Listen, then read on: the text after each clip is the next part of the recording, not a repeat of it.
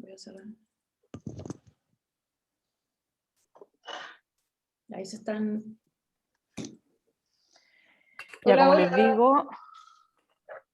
Hola, hola.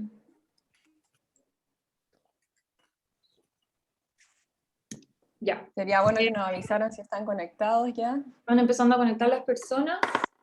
Esto empieza a grabar de forma automática. Ya, vamos a dar la bienvenida entonces a esta invitada estelar que tenemos hoy. Estamos muy contentos como taller. Primero que todo, bueno, somos el taller de branding de la Escuela de Diseño de la UDP. Estamos dando inicio a nuestro tema de examen que tiene que ver con branding cultural. Y hace mucho tiempo que queríamos invitar a Constanza Gaguero, que es una diseñadora chilena, ex alumna UDP, radicada en Inglaterra hace un buen tiempo ya, fundadora de Gaguero Works, y bueno, ha participado en muchos proyectos súper interesantes, y últimamente uno de los que ha resonado bastante ha sido el Museo Histórico Nacional, donde pudo trabajar también con personas que hemos invitado de hecho al taller, la Rocío Robledo, siempre la estamos invitando todos los semestres para que nos ayude con animación, y bueno, la Ana Usoni, que también es docente UDP, Sergio Ramírez, otro gran diseñador. Y bueno, nada, partir diciendo que estamos muy contentos de tenerte acá, y que te damos la palabra. Gracias, Julie. Yo primero voy a partir disculpándome, estoy un poco resfriada, ¿ya? Entonces si de repente me pongo así y voy a tener que parar un poco para tomar agua o no sé, ir a toser a otra parte, les pido las disculpas del caso. Mientras no sea COVID, está todo bien. No, no es COVID, por suerte estamos ya con super PCR y todas las cosas. Lo que sí, lo otro es que no voy a mirar a un lugar raro, porque voy a estar presentando desde otra pantalla, así que para que no crean que no quiero mirar a la cámara. Ya, pues voy a compartir pantalla. Y aquí estamos. Bueno, la Julie me invitó a hacer esta clase, que obviamente para mí es un tema que yo me manejo en este mundo todo el día, como que me dedico a esto un poco. Y ahora de hecho también estoy estudiando al respecto, estoy estudiando un posgrado de Museum Cultures, se llama como la cultura de museos. La parte no de diseño, sino que, bueno, estratégica y de como el rol de los museos de aquí al futuro. Entonces, bueno, me pareció súper bueno que estén trabajando en esto, que es un submundo dentro del branding, ¿ya? Entonces, bueno, voy a empezar a pasar los slides nomás. Espero no dar la lata. Todos ven, me imagino. Bueno, entonces, partiendo primero diciendo que yo estudié en la UDP, esta es una foto como noventera, ¿ya? De onda como el año, no sé qué año habrá sido, como 98, 99. Así era la UDP, para que sepan, en el año 90, que es la época que me tocó. Yo salí, impactante, igual, ¿no? Sí, era un edificio medio siniestro, pero era bien, la escuela era súper buena, bueno, sigue siendo, pero estaba Tejeda, estaba el Pato Pozo, estaba en Angarfia, fue como un momento súper bonito, estaban como hartas cosas pasando. Sí, fue bien, bueno, a todos nos marcó, bueno, estaba Pancho Galvez, o sea, como gente que después en el fondo como que de alguna manera marcó un poco la pauta en hartos temas, así que fueron unos buenos años en UDP, yo le tengo mucho cariño a UDP. Así que bueno, ahí un poco partí, me titulé, chuta, ya no me acuerdo, como el 2000, que atroz la vejez, como el 2002, ponte tú, 2003, no sé, hace muchos años atrás. Bueno, y después de un rato de tener mi oficina en Santiago, tuve como 4 años de estudio con el que ahora es mi marido, nos fuimos a Londres. Esto fue el año 2007 que nos vinimos. Entonces vivimos en el norte de Londres, en un barrio que se llama Islington, y nada, pues esta es la realidad diversa, llena de colores, de cosas, lleno de cultura, de alguna manera. Obviamente una ciudad súper estimulante en varios sentidos. Esto hace un poco como para, así grandes rasgos, un poco cuál es como mi perfil, si se quiere. Y yo creo que soy un poco de esa escuela que en el fondo sigue que en el fondo esta idea de que el diseño gráfico tiene que tener una función súper clara, ¿ya?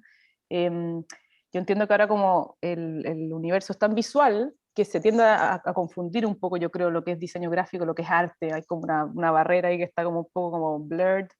Pero para mí esto es lo que define el diseño, o sea que en el fondo todo lo que uno hace tiene una función, ¿ya? No es como el arte, que es como que uno se inspira en cosas porque le gustan o porque le atraen temas, esto tiene que comunicar, ¿ya? Entonces yo soy fiel a esta escuela, ¿ya? Entonces estas cosas que me encantan, las encuentro súper bonitas, pero que me dicen bonito, no sé qué más me podrían llegar a decir, no soy de este mundo, ¿ya? Un poco para marcar la pauta, porque lo que les voy a mostrar probablemente se aleja de todo esto, ¿ya? Y nada, pues en este mundo como post-normal, post-pandémico, con este mar de información es súper importante, bueno, uno como definir un poco lo que uno hace, que me imagino obviamente ustedes están en la universidad y están probando cosas, ¿no es cierto? Entonces no es momento de decidirse todavía probablemente, pero creo que es cada vez más importante, por un lado, entender la multidisciplina, ¿ya? Que en el fondo el diseño gráfico no es una cosa aislada, sino que en el fondo uno trabaja con sociólogos, antropólogos, bueno, sobre todo en el mundo de los museos, con curadores, con diseñadores 3D, con imagen en movimiento, etc. Entonces, importante tenerlo en cuenta. Bueno, entonces, un poco así como rapidito, cuando llegué a Londres, que fue el año 2007, me puse a trabajar en el Museo Británico. Fue como mi trabajo cuando llegué, como al año después que llegué. Y entré como por una práctica, onda por el diario, así literalmente por el diario. Y tuve la suerte que, claro, en el fondo era por el diario y era el reemplazo de la senior designer, que era como la super diseñadora del British Museum, que estaba con postnatal. Entonces yo tomé el puesto de 6 meses y por esas cosas de la vida, esta mujer no volvió nunca a su pega. Entonces me quedé con su pega. Y esa era mi oficina, en esa ventanita que está ahí, o sea, tenía como la vista así ridículamente al British Museum. Bueno, y trabajé ahí como 3 años. Y bueno, aprendí muchas cosas. Y un poco, bueno, este era el logo horrendo del British Museum en su momento, con el cual yo llegué, que ya existía del año 2000, que fue cuando el British Museum hizo como un cambio, digamos, como del 2000 de un edificio nuevo y qué sé yo, taparon como el patio que era duro, qué sé yo. Y bueno, básicamente lo que me tocaba hacer era armar como el diseño gráfico de las exposiciones, ¿ya? Que obviamente en un museo de la escala del British Museum, lo que pasa es que la exposición no es solamente un póster, sino es solamente una invitación, sino que se mandan a hacer productos, que la invitación, que la app, que el tote bag, bueno, etcétera, hasta puzzles, ¿ya? Entonces, pongo este como ejemplo, hice, no sé, varias exposiciones, varias campañas, de nacer por lo menos unas 15, pero esto un poco muestra como el nivel de cómo permeaba esta campaña a las distintas como touch points, digamos, de la exposición. Entonces, desde vestir el museo mismo para que la gente entrara, porque estas son exposiciones pagadas, que la gente tiene que pagar, porque en Inglaterra los museos son gratis, pero las exposiciones temporales son generalmente pagadas. Entonces, bueno, y un poco como esta idea de que finalmente, si se fijan el logo, este hermoso logo, lo tendríamos a esconder bastante, ¿ya? Siguiendo un manual de norma y qué sé yo, en el fondo como que lo que nos empezamos a dar cuenta es que no estaba funcionando. Entonces todo el resto era lo que hablaba, ¿ya? Y ahí un poco apareció este personaje, John McConnell, que es, bueno, era uno de los partners de Pentagram, que no sé si han escuchado, pero es como el estudio de diseño probablemente el más importante del mundo. Hemos Y hablado de Pentagram. él era el número 6, de hecho, John McConnell. En el fondo eran Alan Fletcher, bueno, varios más, y él era el número 6 que llegó el año, no sé, 60, ponte tú. Bueno, John McConnell es un viejo muy bacán, muy seco, y que un poco yo creo que es como mi maestro, o el que me mostró por lo menos este mundo del museo, ¿ya? Y básicamente el British Museum lo que hizo fue que lo llamó para desarrollar una nueva identidad visual, pero en vez de como Pentagram desarrollarla o él desarrollarlo, hacerlo en conjunto con el equipo in-house, ¿ya? Y como yo en esa época estaba justo trabajando de senior designer, me tocó un poco como liderar ese proceso, ¿ya? Que fue un cuevazo, así como esas cosas que pasan. Y bueno, y un poco lo que uno termina como entendiendo de estos procesos perdón, voy a prender la luz, de estos procesos de estos museos de cambio de identidad visual, es que finalmente sea lo que sea que uno hace y sea el resultado gráfico, ese resultado gráfico debe revelar la postura valórica y curatorial a todo tipo de público. Bueno, imagínense en el British Museum, que es un museo como del mundo para el mundo, ¿no? Entonces, como de todas partes del mundo. Y eso en el fondo es muy difícil de comunicar a través de un solo símbolo, de un logo, ¿ya? Porque en el fondo como que las cualidades de un museo es muy complejo. O sea, la cuestión no es como un paquete de salchichas que uno le pega el logotipo San Jorge a todo el packaging, ¿ya?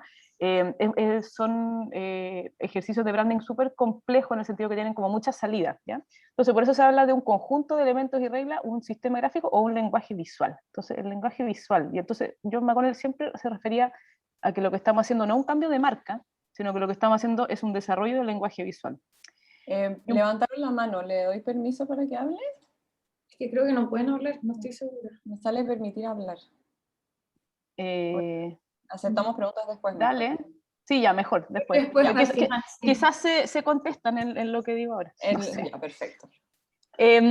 Bueno, y esto un poco es un diagrama que explica qué es esto del lenguaje visual, ¿ya? Entonces, básicamente, cuando uno habla de branding o de marca, no es solamente el diseño gráfico, ¿ya? En el fondo, una marca o una brand, que es como en inglés, y branding viene de la palabra branding en inglés, en el fondo es la percepción emocional de, bueno, en este caso una institución, pero puede ser de una marca, de cualquier cosa, como un todo, ¿ya? Que en el fondo es esa combinación del lenguaje escrito, de cómo esa marca habla a su público, cómo se comporta en la prensa, eso junto con el lenguaje visual, ¿ya? Entonces, en el fondo, la percepción de branding o de una marca es más amplio que solamente la visualidad, ¿ya? Entonces, dentro de la marca o del brand está el lenguaje visual.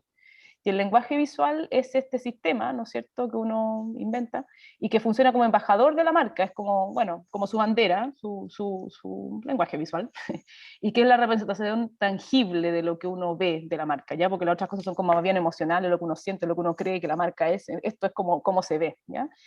Y dentro del lenguaje visual, el logotipo es su expresión mínima, ¿ya? Que bueno, voy a profundizar un poco en eso, pero el tema del logotipo es importante y un poco es como el corazón, si se quiere, del lenguaje visual, pero no lo es todo, ¿ya? Entonces, por eso también tiene una proporción bastante más pequeña, si se fijan dentro del diagrama. Vamos a volver a eso igual. Bueno, y un poco lo que pasa es que esta es la situación de la época victoriana, pero hasta el día de hoy probablemente sigue igual, donde en el fondo todos quieren gritar al mismo tiempo. Entonces hay una pared llena de afiches, que en este caso probablemente es esto, ¿ya? Donde todo grita, donde todo te habla, donde los posts de Instagram te rellenan de información, y Facebook, etcétera. Entonces, en el fondo, uno tiene que lograr diferenciarse y sobresaltar dentro de este mar de caos visual, ¿ya? Entonces, por eso voy a llegar a mi ejemplo de la mosca, y este es el ejemplo del logo que les digo yo, que en el fondo la mosca es el efecto mosca, que el efecto mosca básicamente es cuando en el fondo un logotipo se convierte como un elemento que se para en la sopa, ¿ya? O se para en la hoja, en este caso, ¿ya? Entonces, ese es mi logo. Pongamos que mi logo es una mosca, ¿ya? Y ese es mi afiche, por decirte. Entonces ya, ponte tú que tengo que hacer un afiche que dice que quiere vender manzanas, por darle un ejemplo muy burdo, ¿ya? Y ya, pues yo pongo mi logo ahí arriba y hago un afiche con toda la intención del mundo que dice vendo ricas manzanas. Y después, 3 meses después, otro diseñador llega y dice, oye, pero ¿por qué mejor no hacemos un afiche así? Ah, pero mira, si el logo se mantiene igual. Entonces, bueno, estamos todavía dentro de mi marca, está el logotipo puesto, así que esto obviamente pertenece a la institución de la mosca. O no, mejor hagámoslo así, súper irrumpidor, porque tengo una idea súper buena que se me ocurrió, que quiero que las manzanas dejen de parecer manzanas y sean como, no tengo idea, carnívoras, no tengo idea. Pero mira, está dentro de la marca, porque mi logo está puesto exactamente en el mismo lugar, en el mismo tamaño, etcétera, siguiendo las normativas del manual de normas. O bueno, o esto otro que podría ser. Entonces, básicamente acá uno dice, bueno, sí, pues el logotipo siempre está igual, está siempre en el mismo lugar, y con eso estoy haciendo marca, ¿ya? Y lo que pasa un poco es que si uno lo pone en contexto, un poco como lo que veíamos antes de esa muralla llena de afiches pegadas, el mundo real es así, po. O sea, en el fondo, el mundo real hay millones de gráficas de todos los estilos distintos, todos los colores, más cool, menos cool, fea, más linda, etc. Entonces, obviamente es súper difícil reconocer a la institución si es que uno está dentro de este contexto lleno de ruido, ¿ya? Entonces, obviamente, y este es como el ejemplo más obvio, es que la única manera de lograr identificar a esta organización es manteniendo como un estilo visual que no solamente es el logo, ¿ya? Y por eso hablamos de esto del lenguaje visual, ¿ya? En el fondo acá el lenguaje visual tiene que ver con estas letras que son siempre en mayúsculas, que se ponen más o menos de siempre la misma manera, tienen el mismo interletrado, etcétera, ¿ya? Entonces, básicamente, esa es mi institución y yo la reconozco sea donde sea y en el contexto que sea, ¿ya? Porque uno no puede determinar el contexto donde se ven las cosas aparecen en los lugares más raros. Entonces, no al sistema mosca, como confiar en que el logo va a hacer toda la pega, ¿ya? Porque el logo no hace toda la pega. O sea, eso, y sobre todo para los museos no funciona así. Y un poco tiene que ver con que los museos también son lugares donde se genera mucho contenido, ¿ya? Bueno, que me lleva probablemente a la segunda. Bueno, entonces, ¿qué es esto de que los museos tienen como mucho que decir o son distintos a una marca tipo Mosca, de una salchicha, por ejemplo, no sé?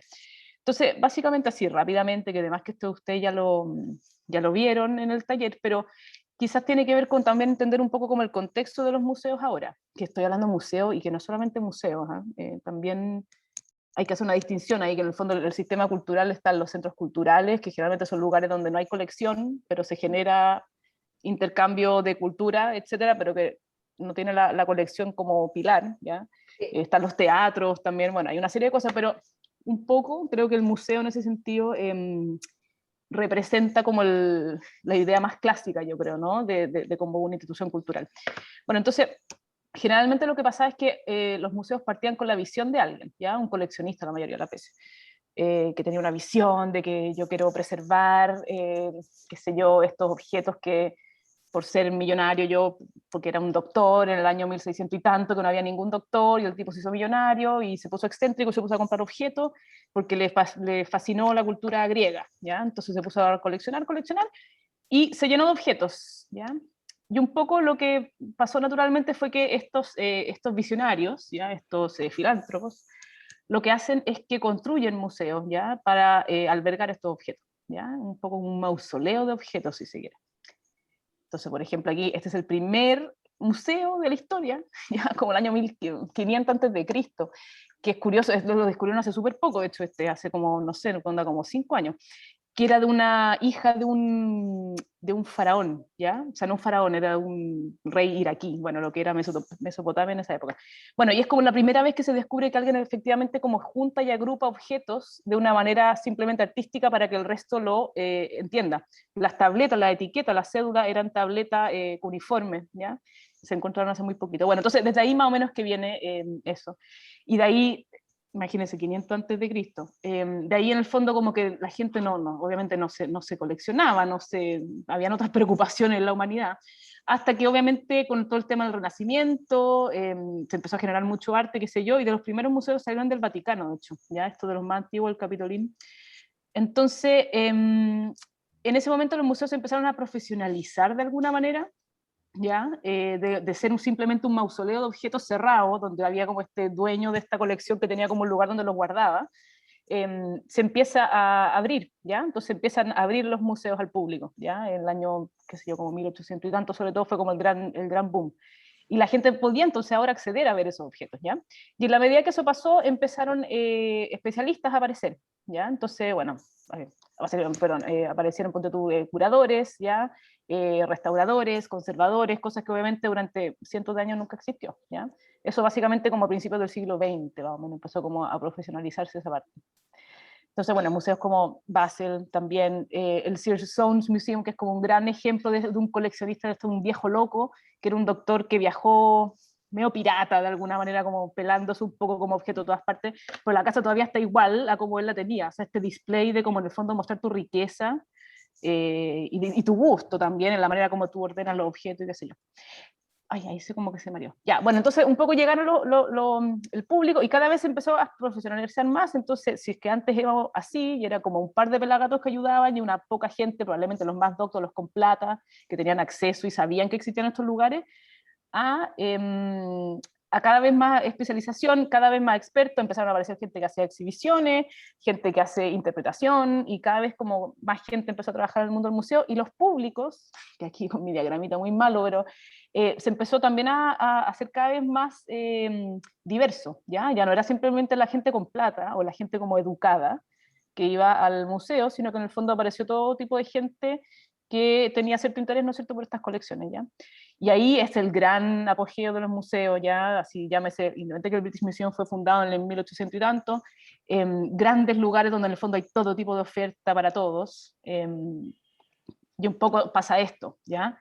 que en el fondo el museo ya no solamente se convierte en el lugar donde están las colecciones, ¿ya? Sino que también se convierte en un lugar donde hay otro tipo de oferta, ¿ya? Desde la tienda típica, la librería, el restaurante, etcétera, y se empieza a generar contenido que no tiene que ver solamente con el display de los objetos, ¿ya? Entonces, el mejor ejemplo de eso es la Tate Modern. O sea, bueno, hay muchos, yo estoy hablando de ejemplos más bien ingleses porque es lo que más conozco, pero y un poco la Tate que abrió en el año 2000, así como el super año, tiene la gran gracia que es como el mejor ejemplo de esto, ya que en el fondo es un museo completamente abierto, es como una plaza pública donde la gente va, pasa el día y que un poco se convirtió en el referente que todo el mundo quiere ser como Tate, ¿ya? O sea, sería bueno que le echen una mirada a la identidad de la Tate desde el año 2000, que fue hecha por Wolf Collins, y ahora la cambiaron un poco, pero más o menos sigue casi igual.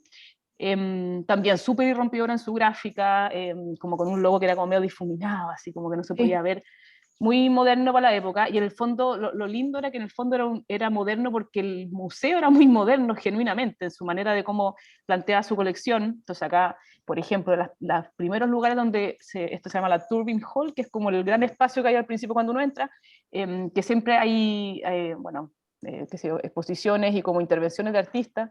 Entonces la gente va y se tiraba hasta este sol gigante que daba calor, y la gente iba y pasaba horas tomando sol, ¿ya?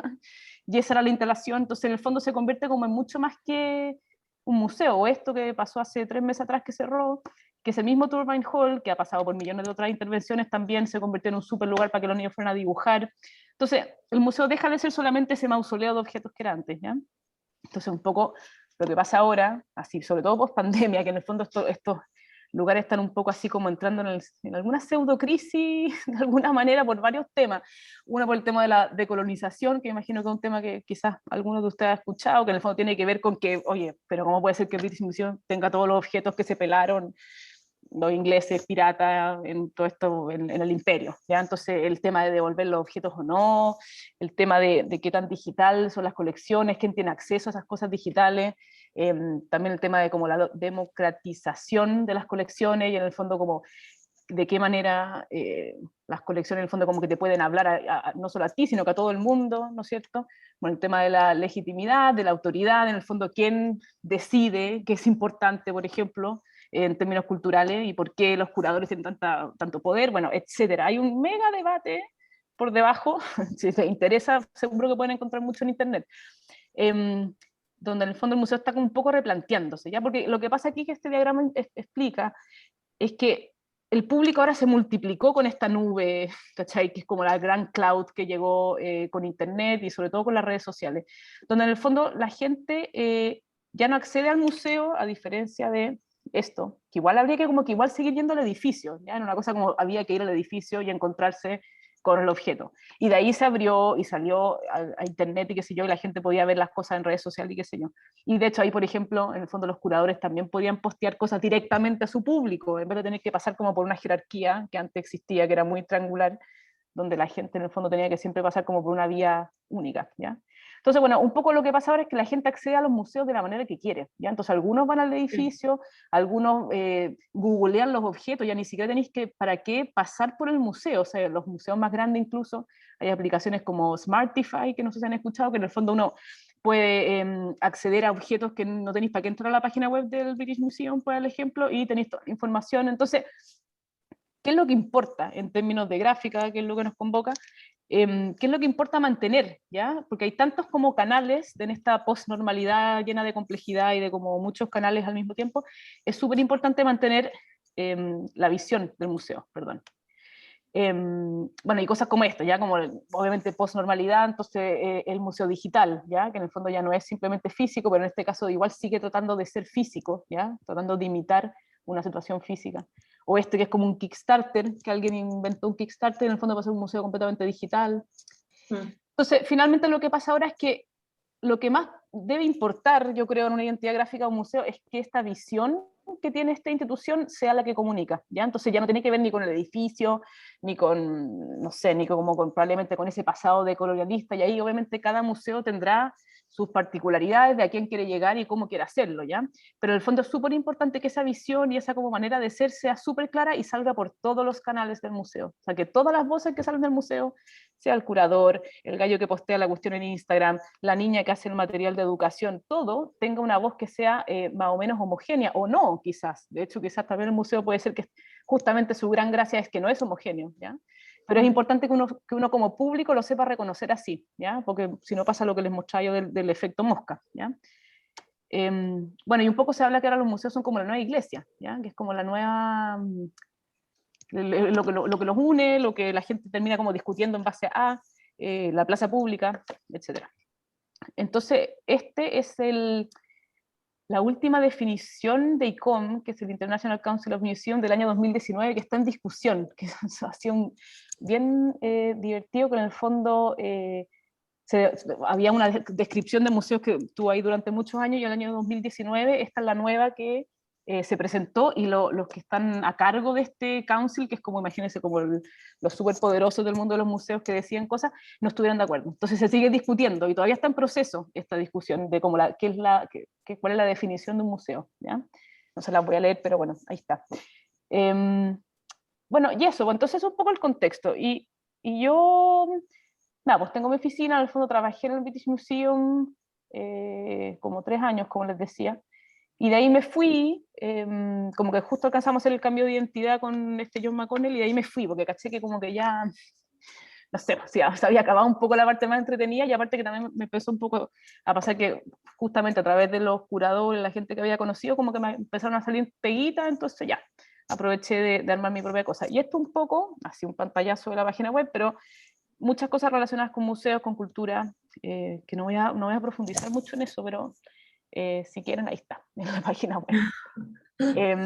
Bueno, este es mi estudio donde estoy ahora, North London. Ya, pues entonces el gran tema, y a lo que me dedico básicamente todo el rato, es a tratar de averiguar cuál es el lenguaje visual adecuado para un museo. Bueno, museo o institución cultural o teatro o lo que sea, que es la gran pregunta, ¿ya? Si finalmente el cómo se ve es lo que menos cuesta, yo creo. O sea, hay gente suficientemente especializada y seca, digamos, en hacer cosas súper bonitas, ¿ya? Creo que es la parte como del oficio, del cómo se ve, lo menos difícil, en el caso sobre todo de un museo, ¿ya? Y un poco así como a modo, de nuevo, así como una pincelada muy rápida, pero los temas que siempre hay que investigar, evaluar al momento de tomar un proyecto de esta índole, es hacer una investigación de todos estos temas, ¿ya? Entonces, básicamente, primero establecer cuál es esta visión que quiere este museo X, que en este caso entiendo que ustedes van a hacer un museo ficticio, entonces es un museo que en el fondo quiere ser el museo más abierto de Santiago, o quiere ser el museo más sofisticado, más, no sé, que en el fondo tenga una misión que llega a quién también. En el fondo este es un museo para todos, es un museo para los artistas, un museo del pueblo, es un museo para quién, ¿ya? Y esos valores, en el fondo soy empático, no uno, sino que como la institución. No sé, hay que en el fondo como un poco como pin down, ya, escribir e investigar, y bueno, generalmente lo que se hace es que uno encarga un estudio de estrategia que obviamente cumple con todos estos temas, ¿ya? También está el tema de los públicos, que es súper importante, en el fondo definir cuál es tu público, que ahora el nivel de especificidad de público es súper grande. O sea, yo acá trabajo con empresas que se dedican 100% a públicos de museos y nada más. O sea, es como, entonces en el fondo hay segmentos que son, bueno, están súper identificados. Entonces también, de nuevo, para efectos del trabajo ustedes de más que, de nuevo, quizás tiene que ver con, no sé, pues que ahora también es todo tan diverso, pero eso de que los museos son para todos no existe, ¿ya? Eso no existe, o sea, no funciona un museo que es para todos, tiene que ser para alguien, y quizás ese alguien es un público súper amplio, ¿ya? Pero en el fondo hay que saber definirlo, qué tipo de cosas le gustan, tiene los recursos o no para ir, tiene acceso a internet o no, qué tipo de cosas le gustan, se mueve en qué tipo de ambiente, bueno, todas esas cosas. Y de ahí que esos 4 primeros como temas yo creo son los claves como en la parte estratégica, ¿ya? Como de evaluar primero. Y de ahí en el fondo hay que meterse también, súper importante, en la materia misma del museo, ¿ya? O sea, ¿cuál es la colección? ¿De dónde viene? ¿Cuál es su origen? cuáles son los highlights, qué tipo de cosas podemos sacar en limpio de estos objetos, qué sacada de punta le puedo hacer a estos objetos, con estos objetos qué puedo hacer, hablarle a quién, cómo, ¿ya? Entonces, investigar la colección es súper fundamental. Pensar también el tipo de programación, ¿ya? Si por ejemplo, no sé, pues, hacen eventos nocturnos para gente joven, si es que en el fondo el perfil es más de educación, trabajar con niños, ¿ya? Todas esas cosas también informan un poco el trabajo. Y también está el tema de la estructura del museo, el equipo y los recursos, ¿ya? Voy a tomar un vasito de agua. Entonces, esos tres últimos, es súper importante también, que a veces como que se deja un poco de lado. Es súper importante entender cómo el museo funciona en su sistema interno, porque en el fondo uno no puede proponer un sistema gráfico que sea súper complejo y lleno de elementos gráficos que requieren millones de sofisticaciones, si es que en verdad no hay gente para hacerlo, ¿ya? O si en verdad no hay recursos para imprimir, o en verdad no hay nadie que esté a cargo de las redes sociales, ¿ya? Pues entonces uno no puede partir asumiendo que, porque, oye, acá una cuestión súper, que pasa mucho, debo decirlo, pasa mucho que en el fondo uno ve como unas gráficas súper cool para Pinterest, ¿cachai? Pero en la realidad, en la aplicación, es cosa de ir a esos lugares y la identidad está hecha papa, porque en el fondo el diseñador la pensó en abstracto y al momento de implementación se cae, ¿ya? Porque no hay recursos, no hay plata, no hay gente, etc. Entonces también es súper importante considerarlo. Bueno, y de ahí voy a pasar así como un poco rápido igual esto, pero así como a modo rápido, un poco del tipo de cosas que, por ejemplo, para el British Museum, el lenguaje visual del Museo Británico que diseñamos en el fondo tenía que reflejar visualmente el museo y como la naturaleza del museo, ya que es un museo del mundo para el mundo, ¿ya? Ahora, esta identidad ya tiene como 10 años, está un poco vieja, pero bueno. Que en el fondo, y finalmente tenía que ver con posicionar al museo de una manera súper, como un pilar dentro de los museos mundiales, ¿ya? Así como, es como el museo británico. Entonces tenía que tener ese como lenguaje visual fuerte y como confianzudo, así como súper seguro de sí mismo, ¿ya? Y esa cosa que en el fondo mostraba que el museo es una organización única y con una visión y misión compartida. Entonces, bueno, este fue un poco el resultado, que tenía todo un trabajo tipográfico, que la tipografía con que se escribe el museo, el logotipo, fue desarrollada en Londres al mismo año que se fundó el museo, ¿ya? Entonces había una conexión, que el tipo que dibujó la tipografía vivía en el mismo barrio y era como súper asiduo al British Museum, ya el medio cuento.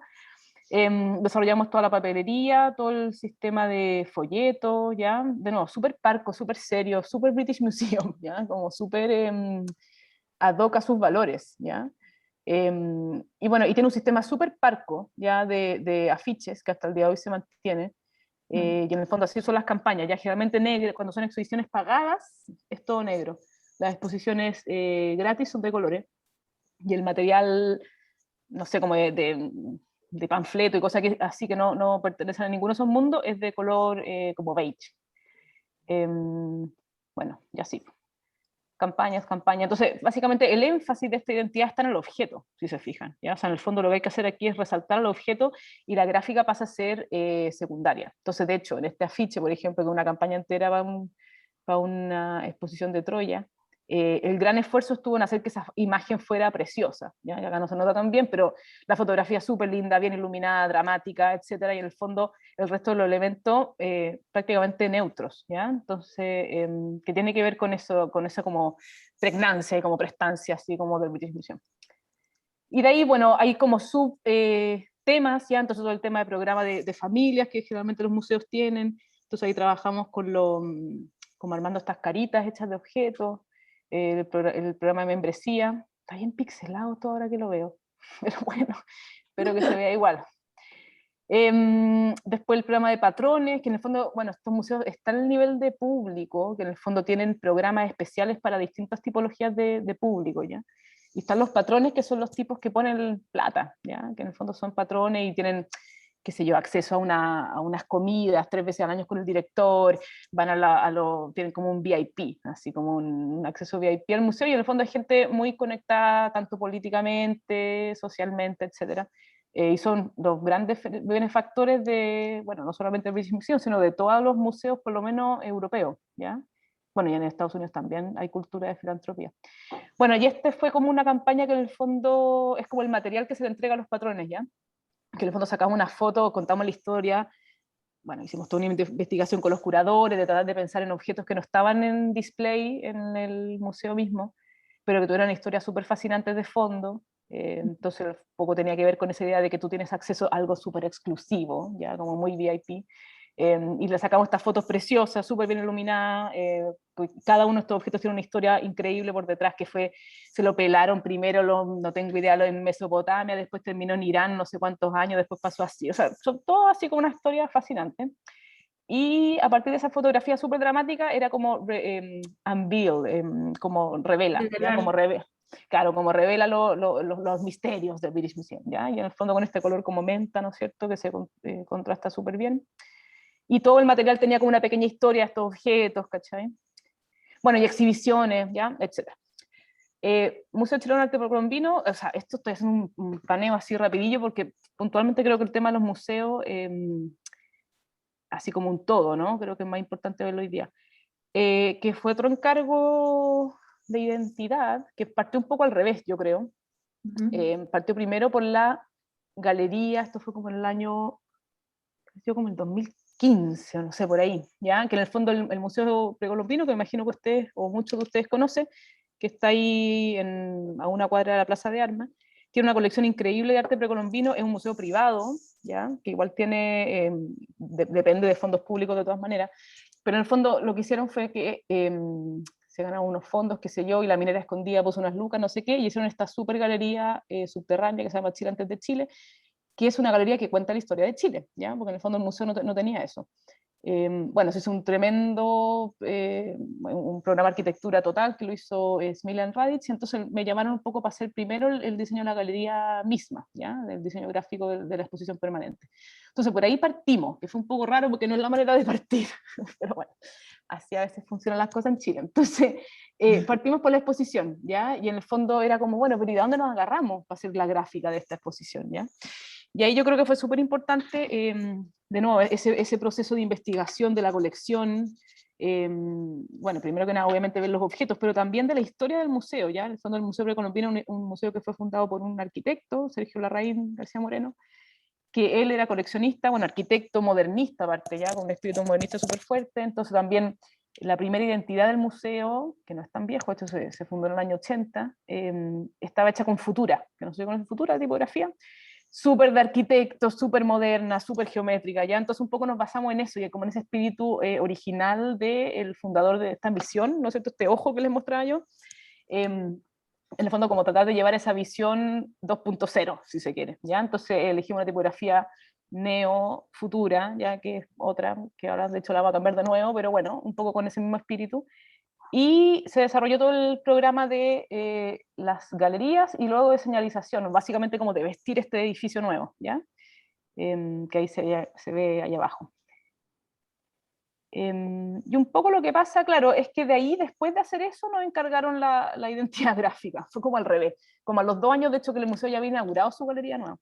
Y un poco lo que hicimos fue que, como ya habíamos avanzado en ese frente con respecto a la galería, y creo que conceptualmente estaba súper bien, de hecho, basarse en ese como pasado como modernista que tenía esta institución, hicimos un desarrollo de lenguaje visual y bueno, y un nuevo logotipo. De alto tenía un edificio horrendo, así como tipo como Banco de Chile, muy anticuado.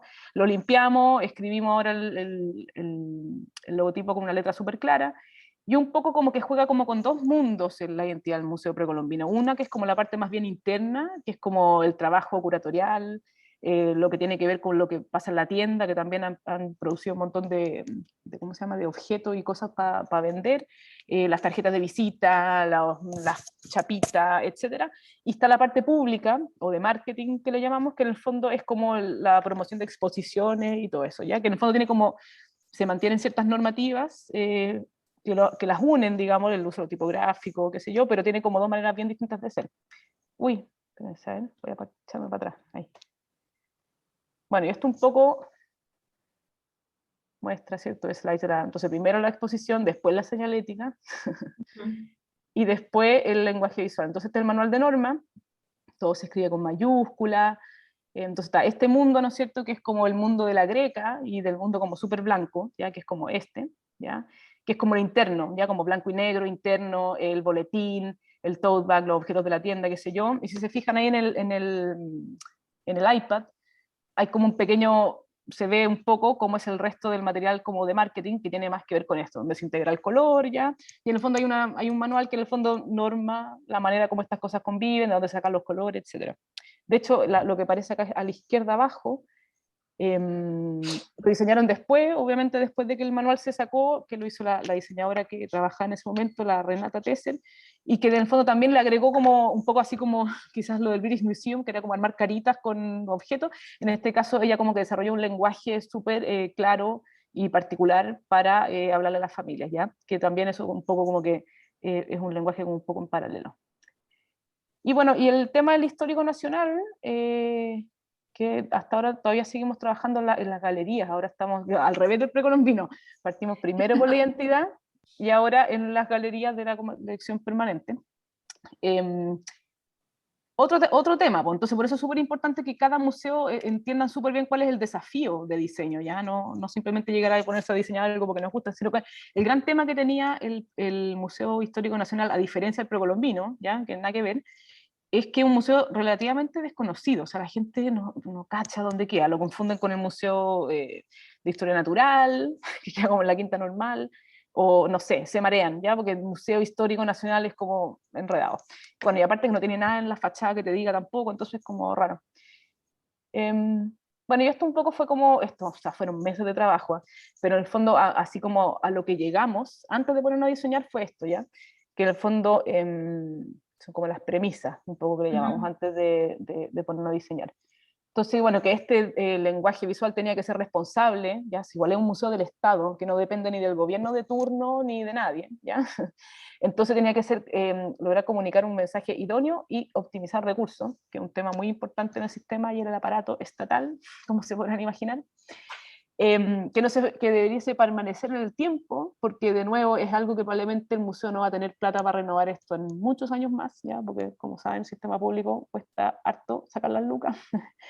Entonces que no se vea afectado por la moda, ¿cachai? Que no sea tan de moda que en el fondo entre años más desaparezca, o que al menos ciertos elementos puedan ser reemplazables, ¿ya? Eventualmente uno podría pensar en una identidad que el día de mañana, entre años más, uno le modifica ciertos elementos y se sigue viendo fresca, ¿ya?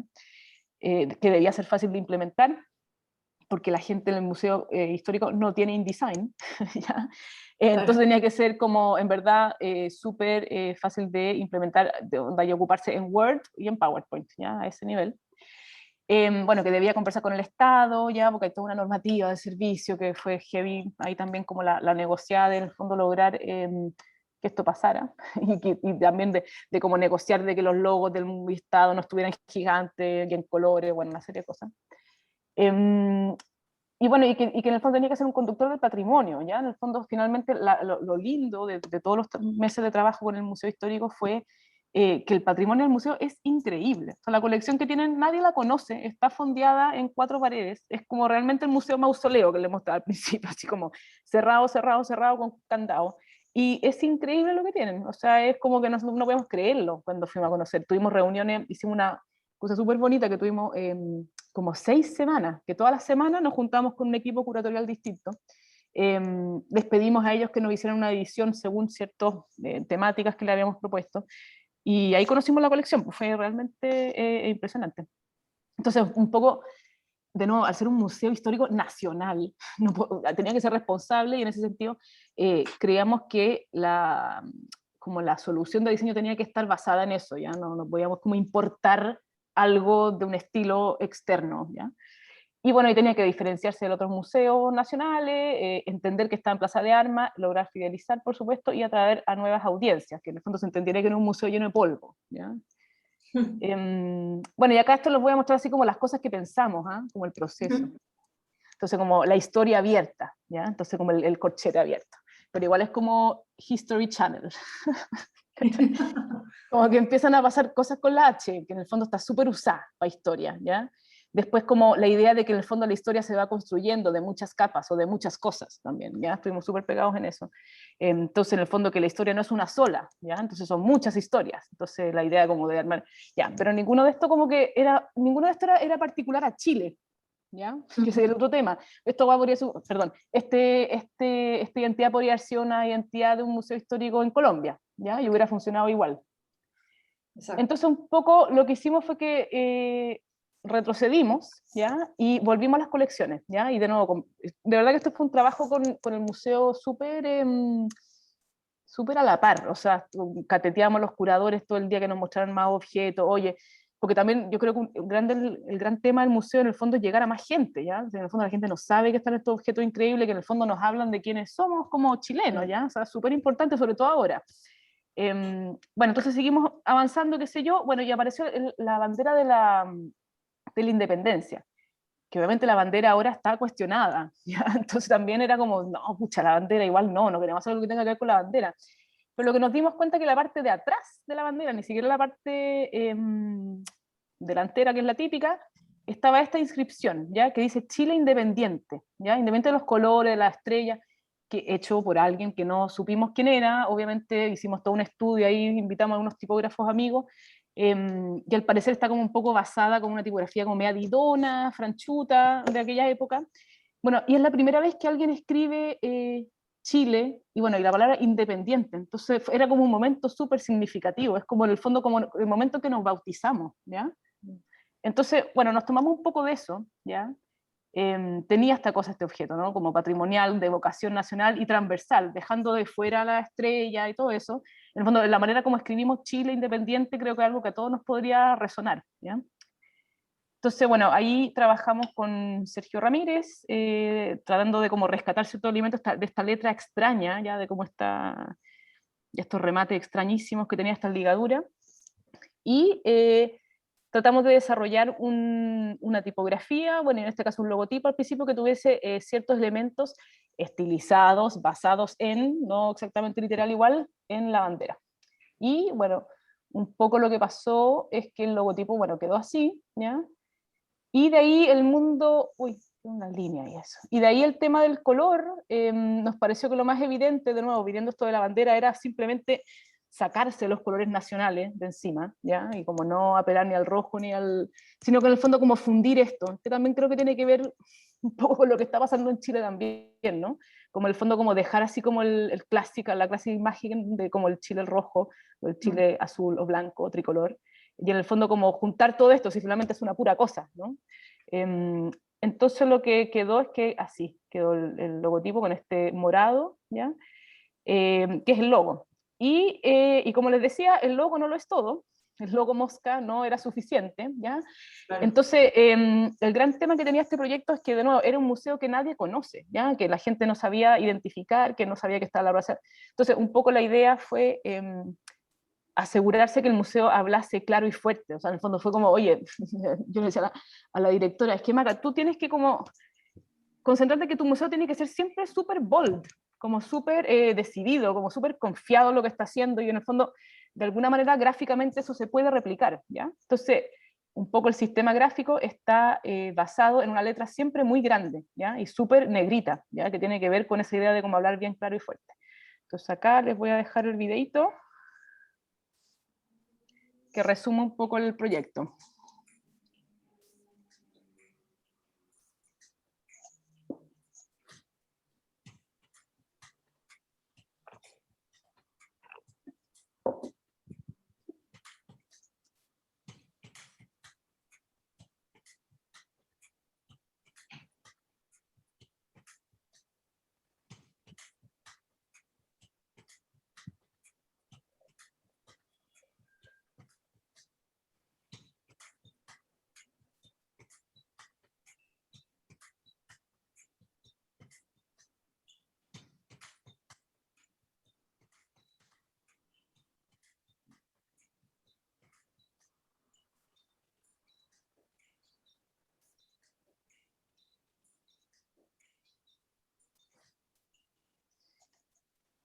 Eso, que me imagino que quizás la Rocío ya se lo había mostrado, ahora que lo pienso. No, No lo mostró, pero lo vi, pero igual yo lo estuvimos lo difundiendo habíamos visto. en el Instagram del taller cuando salió, sí. Bueno, y un poco lo que pasó con este proyecto que fue súper lindo, volviendo a esta imagen que tiene esa línea blanca que me perturba, pero bueno, fue que, como de nuevo, volviendo al encargo de que, y entendiendo como la condición del museo, ¿no? Que el museo no tiene plata para tener un diseñador trabajando de planta 24/7, bueno, no 24, pero ya, todos los días a la semana. O sea, es muy paupérrima la situación, ¿ya? Que es la realidad que es, pues entonces uno no puede obviar eso. Entonces, en ese sentido, la solución de que el lenguaje gráfico fuese basado en una tipografía customizada, que fue lo que hicimos, hacía mucho sentido, porque básicamente es cosa de tipear algo con esta letra y tu identidad un poco ya está hecha, ¿ya? Entonces también la solución viene por eso. Y lo que hicimos fue que en base a la tipografía de la bandera, del logotipo que hicimos con Sergio Ramírez, le encargamos a Latidotype, a los tipógrafos nacionales, que desarrollaran la familia tipográfica completa, ¿ya? Que es lo que se ocupan los afiches, en todo, ¿ya? En los posts de Instagram, qué sé yo. Y ellos desarrollaron por un lado la tipografía de título, ¿no es cierto? Que es lo que se escribe todo grande y fuerte, y es lo que te habla fuerte y claro, ¿ya? Y hicieron una versión especial de la texta, que es una tipografía que ellos ya tenían, que la customizaron también un poco para que fuese gratis para el museo. Entonces, básicamente la solución de diseño era básicamente llegar a una buena idea con el logo, que fuese fácil de implementar, tiene todo un sistema ahí, lo vieron un poco rápido, me imagino el video, pero como una lógica de una grilla, ¿no es cierto? Que las cosas siempre están opuestas, qué sé yo, hay una paleta de color súper clara y una letra con cierta normativa, con ciertos tamaños que están especificados en unas plantillas, ¿ya? Y con eso el museo hasta ahora se lo ha arreglado bastante bien. Em, y eso creo que es todo lo que tengo que... ¡Ay! ¡Ay! Y eso yo creo que es todo lo que les iba a decir hoy día, porque tampoco, o sea, podría mostrarle más de mi trabajo, pero si alguien tiene preguntas, creo que sería mejor pasar a eso, ¿o no? Sí, buenísimo ver el proceso del museo. Acá Increíble. pone, sí, Jorge Morales pone muchas gracias, Constanza, por tan buena y entretenida charla. Felicitaciones por el gran trabajo. Gracias, Jorge. ¿Tienen preguntas? Siéntanse Eh, libres de preguntar. Yo a acá ver, estoy revisando. A ver. primero agradecer la charla, o sea, muchas cosas demasiado interesantes, estuve anotando cosas. eh, y sí, invitar a todos a que puedan hacer preguntas. Tenemos nuestros alumnos conectados también, por si quieren aprovechar la instancia de escribir sus preguntas. Yo quería partir con algo que dijiste también, que creo que es como, como un desafío, pienso, como a la hora de hacer una marca de un museo también, el tema de diferenciarse de los otros. Mm. Que hablaste, de hecho, en el Museo Histórico Nacional, que era como una de las metas, y que claro, que lo agarran como desde el factor local, que tiene que ver con esta imagen que capturan, ¿cachai? Y lo traen a este logo y después se expande como al resto del sistema, pero no sé si podrías, como en otros casos, por ejemplo, como me parece que es un desafío gigante, por ejemplo, en estos museos, como no sé, el British Museum, que no es, que hay varios igual como hermanos del British Museum de otras nacionalidades en el mundo, digamos, como, no sé, Mm. tenemos el Tate Modern o qué sé yo, el Louvre, ¿cachai? Entonces, no sé, quizás hablar un poco de eso, como de cómo diferenciarse como museo. Sí. Bueno, ahí yo creo que de nuevo no tiene que ver con el diseño, o sea, el diseño debería estar al servicio de lo que el museo pensó con esta visión y con esta misión, ¿ya? O sea, que el problema está en el fondo saber descifrar esa visión y esa misión a una identidad gráfica. Ese es como el trabajo, es como una decodificación, ¿ya? Porque en el fondo entre el Met, entre el Metropolitan Museum of Art y el British Museum, si uno lo piensa, las colecciones se ven súper iguales, es como el mismo tipo de objeto, el Louvre también, como mucho objeto de Egipto, mucho objeto griego, mucho ya. Entonces uno podría pensar, oye, son bien parecidos, pero la verdad es que en términos de su visión y su misión son bien distintos. O sea, el British Museum tiene un pasado que en el fondo tiene que ver con no con la colonia, ¿cómo se llama? Con la Commonwealth, ¿no es cierto? En el fondo con la colonia, ¿no? Que en el fondo tiene como esa idea que es muy inglesa, de como en el fondo como mostrarle al mundo lo que yo te puedo enseñar, una visión un poco paternalista, si se quiere. A diferencia del Met, que en ese sentido es un museo mucho más nuevo, tratando de querer parecer viejo, ¿ya? Que también, entonces es rojo, tiene una letra distinta, o sea, entonces es súper importante en el fondo como no dejarse llevar como por el tipo de objeto, y por eso es súper importante en el fondo como investigar la visión y la misión del museo, que eso es lo que más importa, si el resto es como que cae después solito. Porque el tema de la Tate, por ejemplo, que la Tate en el fondo, antes de la Tate Modern existía la Tate Britain, bueno, que ahí se llamaba Tate, no, era una sola. Y en el fondo era una mezcolanza de objetos contemporáneos y también más viejos, con mucha énfasis en colecciones inglesas, en el fondo de un gran magnate del azúcar, ¿ya? Que ahora también está súper cuestionado, un tipo, imagínate, como que hizo esclavitud, unas cosas horrendas, entonces bueno, y en el fondo hasta ese entonces la Tate era un solo museo y decidieron en el fondo, con esta mega colección y con ciertas donaciones que pasaron durante los años 80, qué sé yo, de darle un vuelco a la parte contemporánea y separarla en dos, ¿ya? Entonces en el fondo también la identidad de la Tate es así de moderna porque también era lo que ellos tenían que comunicar en ese momento. ¿Ya? Entonces también, de nuevo, no es que el diseñador se le ocurrió ser moderno con ese logo, es que se le ocurrió porque en el fondo su brief o su visión y la misión que le decía el museo era esa. ¿Ya? Entonces en el fondo uno finalmente tiene que saber decodificar esa visión y esa misión y esos valores que el museo quiere. O sea, yo creo que, mira, para efectos, ponte tú del trabajo que ustedes tienen que hacer, que entiendo que tienen que inventar en el museo, ¿no es cierto? ¿O no? Sí, O sea, les no vamos, les hemos todavía dicho no, nada todavía, no no les sale- hemos dicho nada todavía, así que, no les importa.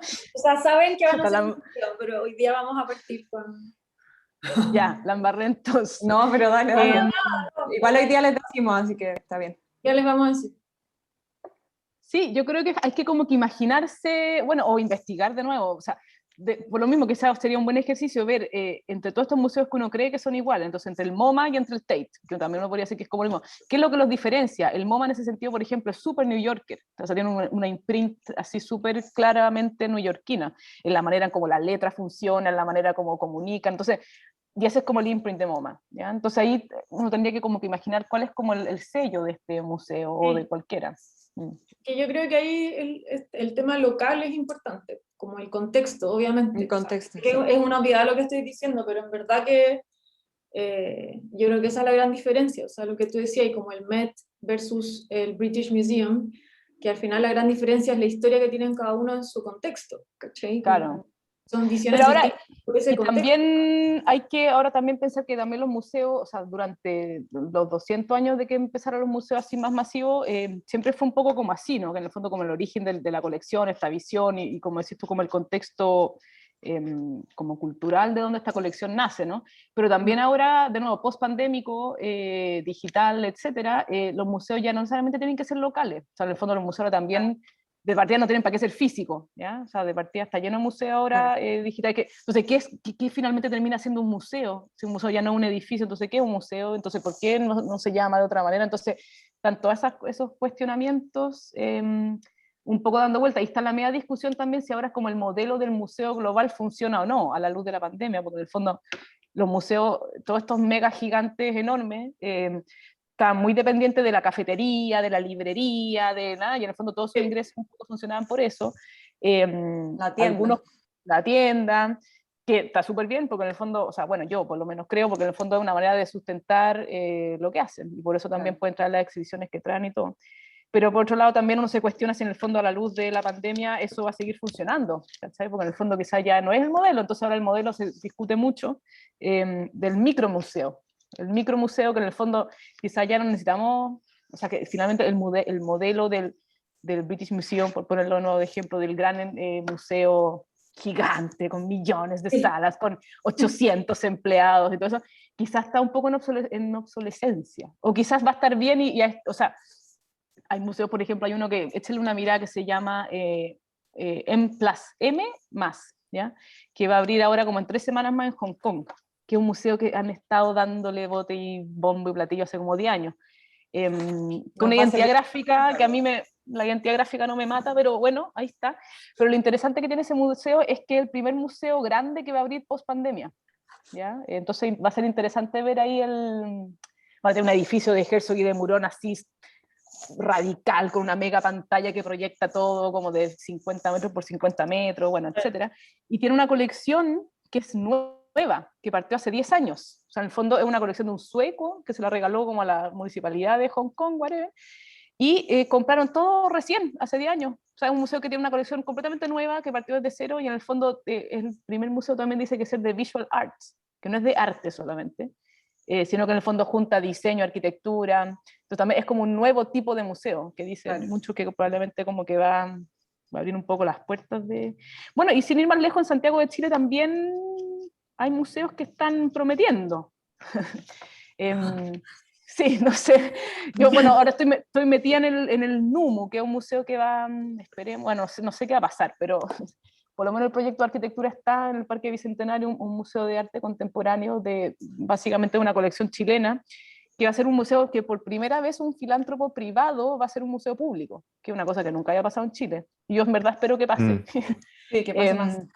Sí, y que haya más como Engel, ¿cachai? Claudio Engel se llama, bueno, estoy trabajando con ellos, así que esperemos que vea la luz. Bueno, y así como está lleno de museitos y cosas chicas, pero en el fondo yo creo que lo que le falta a Chile son más museos públicos, más Justo, que... justo te iba a preguntar eso yo, como porque ahora últimamente hay hablado de hartos, que hay trabajado en hartos museos chilenos, como que te cambiaste un poco, o sea, no sé si te cambiaste, yo creo que seguía allá, pero de trabajar desde Londres a museos en Chile, ¿es demasiada la diferencia como de trabajar en museos chilenos o finalmente igual todos tienen lo mismo y funcionan parecido? O sea, yo creo que como las problemáticas son bien parecidas, así como los temas curatoriales, el tema de interpretación, de cómo se interpretan los objetos, o sea, como que la dinámica de como esas tensiones o esas como fricciones que siempre hay en los museos son iguales, yo creo allá y acá. O sea, obviamente probablemente acá hay más, un poco como lo que lo mostraba, como muchos especialistas, ¿ya? Entonces un poco que de nuevo tiene que ver con recursos, porque por alguna razón en nuestro país todavía los ministros de cultura creen que no hay que darle plata a la cultura. Entonces lo que pasa es que no hay recursos. Yo creo que es simplemente eso, porque la capacidad está, los especialistas están, y bueno, mucha gente también que se ha especializado afuera, que ha vuelto, qué sé yo, y también, no sé, pues, mucha gente que es especialista, o sea, cuánto arqueólogo pensando en los museos históricos, y también, bueno, y de arte yo creo cada vez más conectado, ¿no? Pero claro, falta que sea un poco ese como tema de la profesionalización de la industria cultural, ya que en el fondo no hay, porque no hay plata y porque no hay filántropos, que también es bien cultural, o sea, a diferencia de países, por ejemplo, en México, no sé, de otros países, no, en Brasil tampoco mucho, pero hay un poco más de cultura de filantropía, ¿ya? De gente que dona sus colecciones, ¿cachai? Si en el fondo no todo tiene que ser una galería en Alonso de Córdoba. Entonces, en el fondo ahí es donde un poco quizás está el problema, porque no... en el fondo está el mundo público, que es muy público, y en ese sentido funciona de una manera un tanto retrógrada a veces, qué sé yo, y está el mundo privado, y esos dos mundos no conversan, ¿ya? Entonces yo creo que ahí de alguna manera el precolombino yo creo que es como un súper buen ejemplo de un buen puente entre esos dos mundos, que en el fondo igual hay que pagar entrada, porque el museo tiene que sobrevivir de algo, ¿cachai? Pero igual tienen todos los viernes gratis, hacen un montón de cosas online que son gratis, en el fondo un poco yo creo que la intención sería que ojalá hubiesen más lugares así, porque en el fondo fueran, de hecho, acabo de mentir, porque hay pocos filántropos, y de hecho Sergio Larraín fue el primer filántropo, yo creo, en ese sentido. Porque claro, era una colección privada que finalmente la dona al país, ¿cachai? Que eso es lo que se necesita más, yo creo. Acá hay una Acá, pregunta. sí, dale. Ah, ya. Dice, hola, muchas gracias por tu presentación. Al momento de bajar los conceptos, ¿qué te ayuda a saber que estás yendo por el camino correcto? Chan. Chan. Difícil pregunta. Yo creo que hay que poner, o sea, como uno llegó a esa lista de... Mira, lo voy a poner de nuevo en la pantalla. Espérame. Como las metas. Sí, básicamente el checklist tiene que ver con esto, mira. Ay, perdón. Aquí.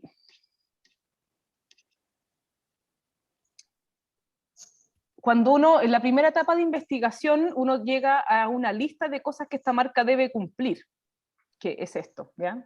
Entonces, en el fondo, este es mi checklist todo el rato. Entonces, básicamente, cuando estuvimos, por ejemplo, haciendo esto, nos dimos cuenta que no cumplía todos los checklists, ¿ya?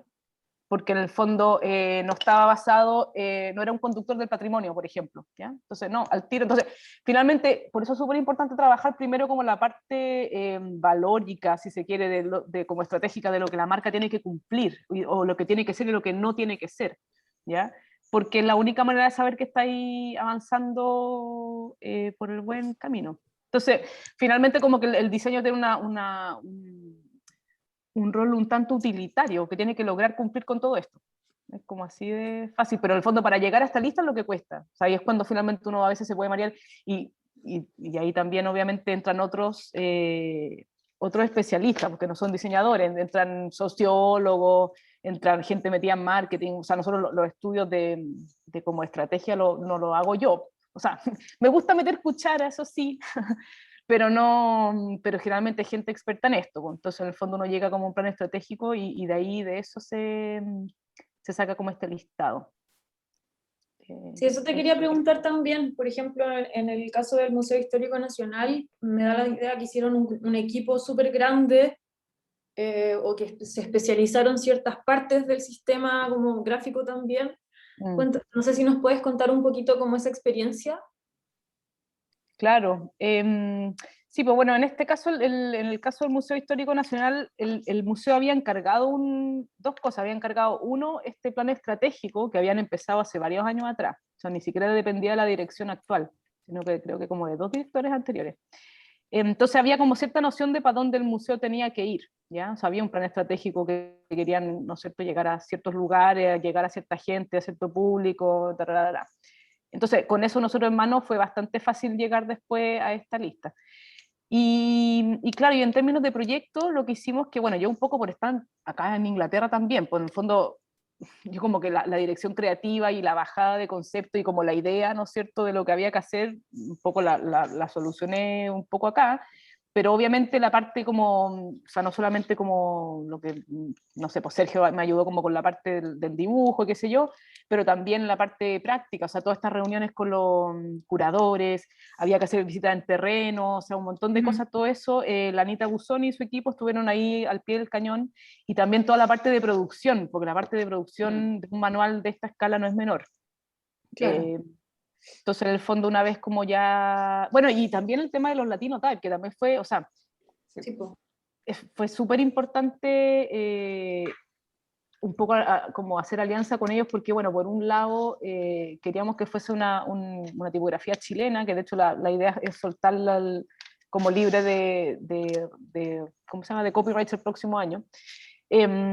Y también había que un poco convencer al museo de que supiera gastar algo de plata en eso, ¿cachai? Que para mucha gente quizá era como un poco loco mandar a hacer una letra, pero en este caso fue como tan bien justificado que hasta la señora de finanzas se convenció.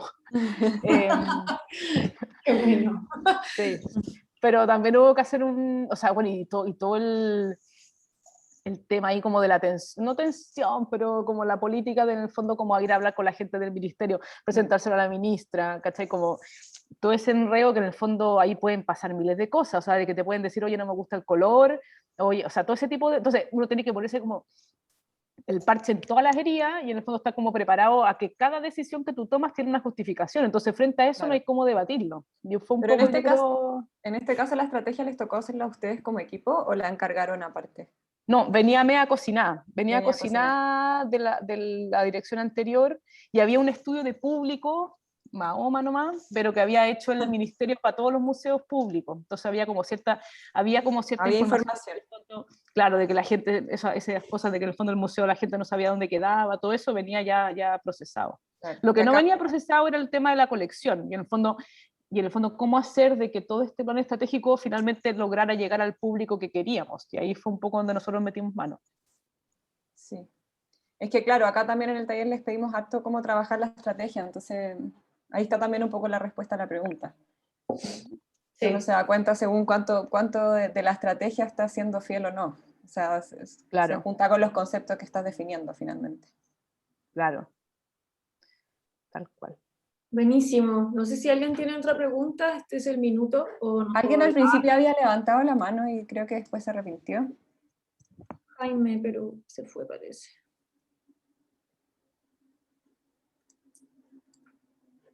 No sé si Ale o Vicente tienen alguna pregunta. Yo ya pregunté mucho. Yo tengo una pregunta. Ya. Ya. Basándose como en que la cultura y la arte también están como cambiando constantemente, sobre todo ahora. ¿Cuál es el desafío, cómo es el desafío que tienen como los lenguajes visuales o las identidades en siempre estar en sintonía como a todos estos cambios culturales que también generan estos cambios de comunicar las cosas? Mm. Es que, bueno, depende también la estrategia ahí, porque en el fondo una cosa, o sea, depende de la institución, porque la institución puede querer como embrace, como absorber ese cambio y hacerlo como parte de su pilar y su visión. En el fondo nosotros somos parte de este cambio y en el fondo somos parte de, no sé, en el fondo como llevar esta batuta de lo que es contemporáneo, ¿ya? Que en el fondo en ese sentido probablemente así al voleo debería ser una identidad que fuese moldeable, que fuese dinámica, que no fuese estática. O sea, en el fondo el diseño debería como responder con herramientas que hablen de eso, ¿cachai? Si es que es el tema. Porque yo creo que en términos de, que de nuevo es un poco distinto el caso de un museo con una colección fija al caso de una, por ejemplo, de un centro cultural. Porque un centro cultural, al, por ejemplo, no tener colección, es pura contemporaneidad, po. O sea, en el fondo es solamente lo que está pasando en el momento, ese es como el presente. Entonces, claro, si es un centro cultural, y por eso probablemente el GAM, que en su momento tenía ese logo como súper moderno, como medio tecno que tenía, porque en el fondo, claro, tiene que representar el momento, ¿ya? Entonces, además que hay que cambiarlo más seguido, etcétera. O por ejemplo, no sé, por el ejemplo del museo, ahora hace poco el ACMI, el de Melbourne, de la Moving Image, ¿cachai? Que en el fondo también es súper moderno, tiene que ver con eso, pero que tiene que ver con el lenguaje de lo que el museo hace. Entonces ahí también hay que saber cómo diferenciar, y de nuevo, tiene que ver como con la postura de la, como de la visión que tenga el centro cultural o museo o teatro, lo que sea. O sea, yo creo que inevitablemente las identidades en general están tendiendo a ser más postnormales, ya que tienen muchos elementos que en el fondo no, es, de nuevo, no son monolíticas, no son moscas, o sea, es como lo contrario al mosca. ¿Ya? Entonces, en el fondo, el contrario del mosca es probablemente tener un lenguaje visual súper complejo, ¿ya? Pero también ahí, de nuevo, sí, es como es ad hoc hacer un lenguaje complejo solo porque el mundo está complejo, o quizás al revés, como la estrategia es decir, quizás yo soy poco complejo para que la complejidad la dejemos ver, ¿cachai? Entonces también es como son decisiones que depende del Es proyecto. difícil el límite de qué tan flexible es una gráfica también. Sí, pues, y tiene que ver también con esta cosa de los recursos que les decía, porque, insisto, he visto tanto museo que en Pinterest se ve precioso, y en verdad uno dice, oh, la cagó el proyecto, perdón, se pasó el proyecto rico, y en el fondo, en la práctica, te das cuenta que es un desastre, ¿cachai? Porque no tienen, o sea, obviamente ejemplos en, no tengo idea, los suizos obviamente lo van a hacer bien, ¿cachai? No sé, pero por lo general hay mucha tontera dando vuelta también, y a mí me da un poco rabia, porque en el fondo, por eso creo que hay que ser como responsable al momento de hacer, bueno, siempre, ¿eh? Pero sobre todo en el mundo de la cultura, que de nuevo los recursos son súper limitados. O sea, además de más que el súper filántropo millonario Patricia Fels va a poder hacer un museo y una identidad nueva todos los años.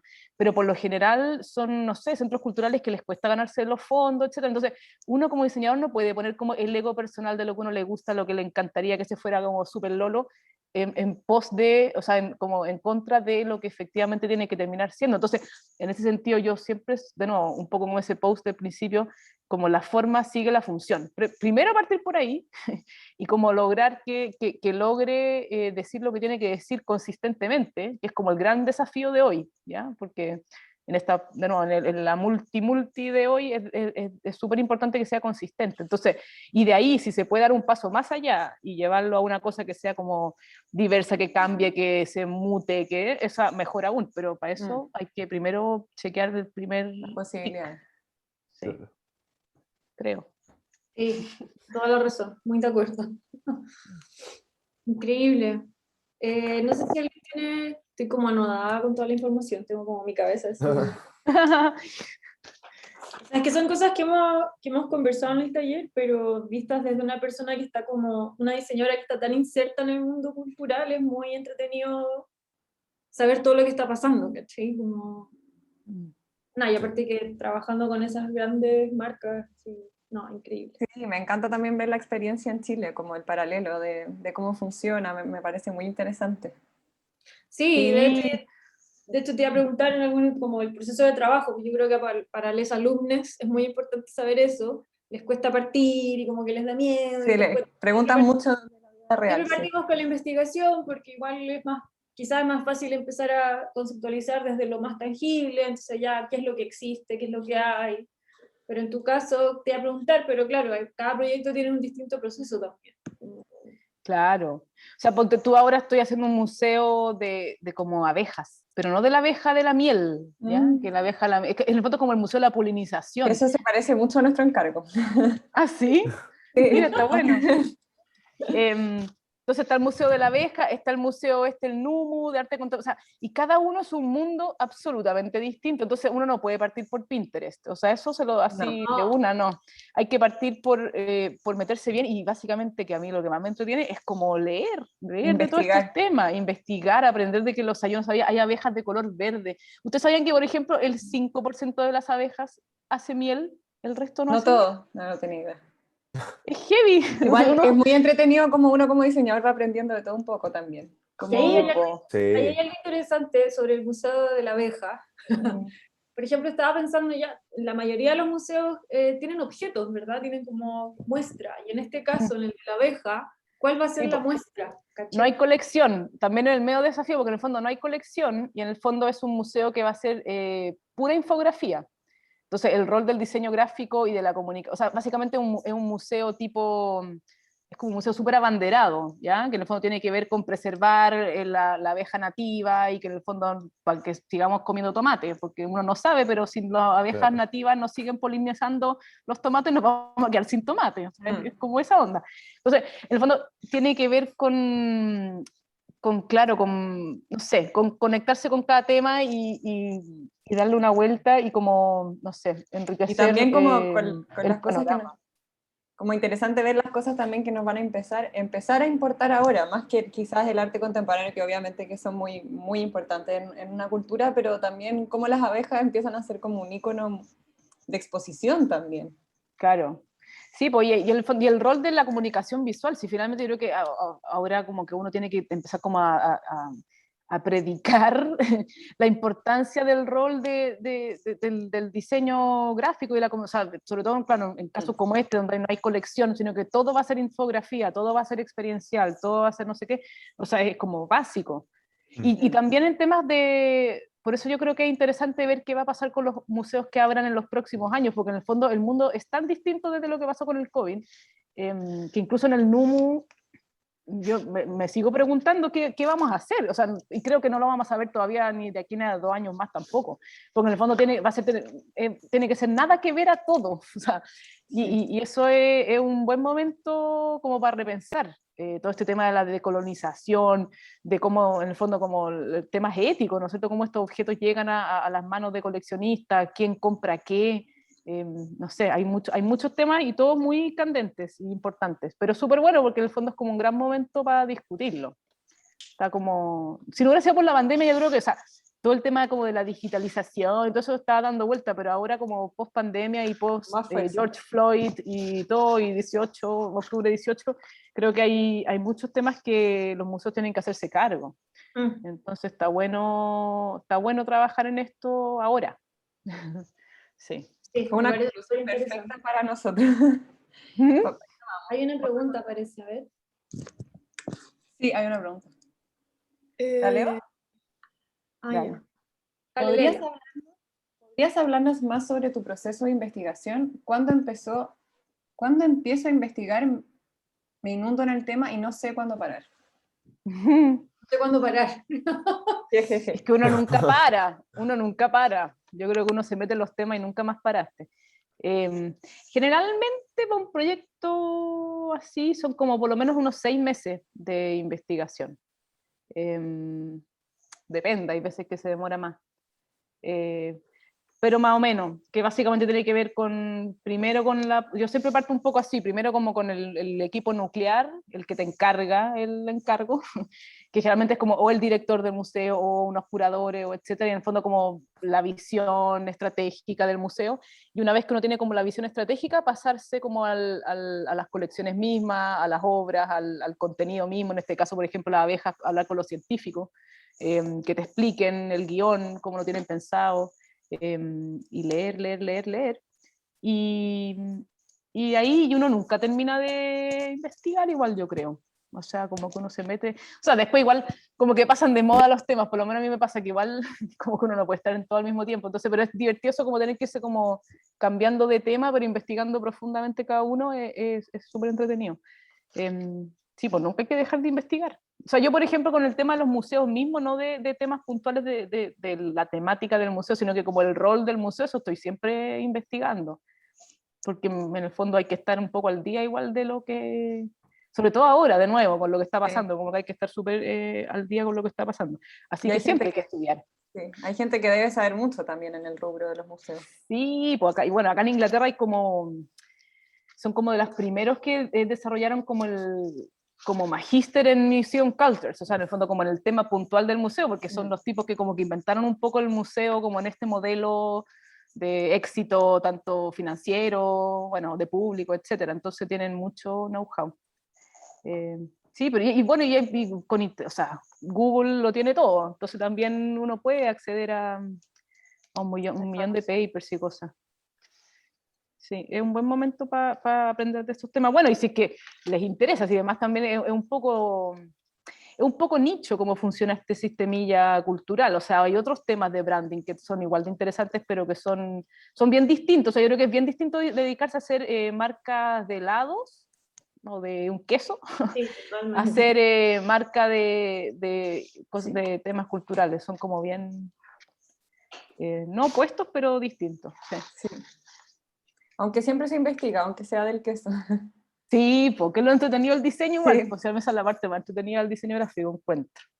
Bueno, no sé, hay otra gente que le gusta la tipografía, otras cosas, pero a mí por lo sí. menos lo que me motiva es eso. Yes. Oye, les voy a Ya. tener que dejar más o menos luego, Sí, chiquillas, tengo perfecto. ahora hasta las Muy 3:30 De hecho, tengo que estamos. estar en otra parte. Ahora venía la despedida, así que nada, agradecerte tu tiempo y tus conocimientos, la generosidad. Estuvo muy interesante y nada, estamos demasiado contentos de haberte tenido acá. Así Sí, que gracias. muy Sí. bueno escuchar todas las experiencias y también les va a servir mucho a los alumnos para lo que viene. Qué bueno. Oye, bueno, gracias a ustedes por la invitación. Yo UDP, como saben, les tengo demasiado cariño y aparte que encuentro que estar en la universidad en talleres es lo más entretenido que hay, así que aprovechen su tiempo, jóvenes. Ya, y vamos a estar hablando con ellos ahora en el otro Zoom. Así que gracias, Pero Constanza, te pasaste. gracias, sí. Muchas De gracias, que nada, pues. estés muy bien. Igual a todos, que estén súper. Chao. Chao. Chao, chao.